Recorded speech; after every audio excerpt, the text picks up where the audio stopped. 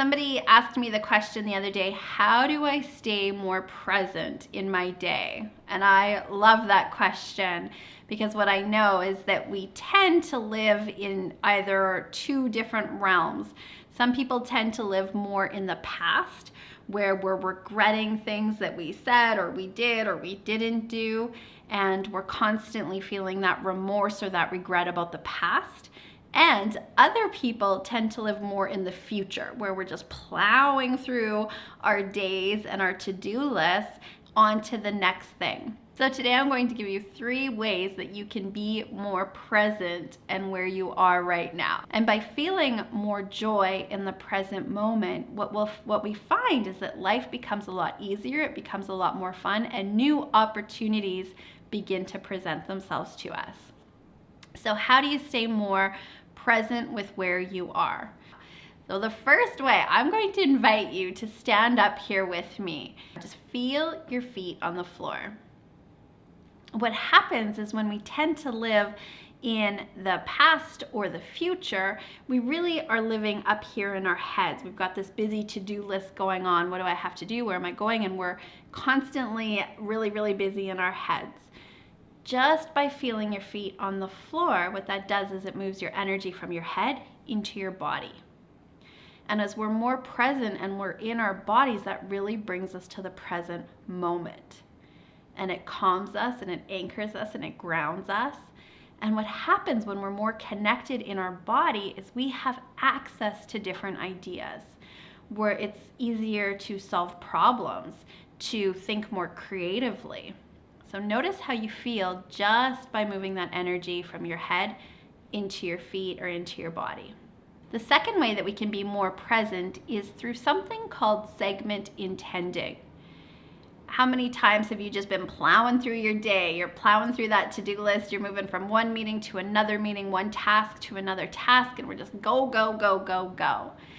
Segment intending is to think about your day in different segments. So one of your segments is sitting here watching this video right now. When the video's over, you're going to move into something else. Think about that as being a different segment of your day.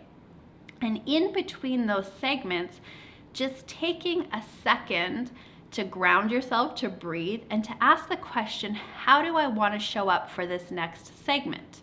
How do I want to show up as I transition from work to home, from this meeting to that meeting, before I pick up the phone and make that next phone call? Being really intentional about how you're showing up with each one of your tasks is going to slow you down and make you more present. And when you're more present, especially when we're thinking about with other people, they feel heard. We're able to listen differently, respond differently, create greater connection. How could you apply segment intending to your day to be more present? And the third way that we become more present and really access that true power that's within us is through our breath. So let's do this together right now. Let's take a nice deep breath in. We can't breathe in the past.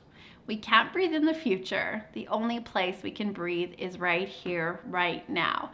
And our subconscious mind does a brilliant job at making sure that we're breathing without thinking about it. What happens though is we're in the hurry, we're in the busy, we tend to breathe just from our chest. It's a real low, shallow breathing, and we're not doing that intentionally. By taking 1 or 2 or 3 intentional breaths, what that will do is, again, it will bring you back to this present moment. It'll ground you, it'll make you more present.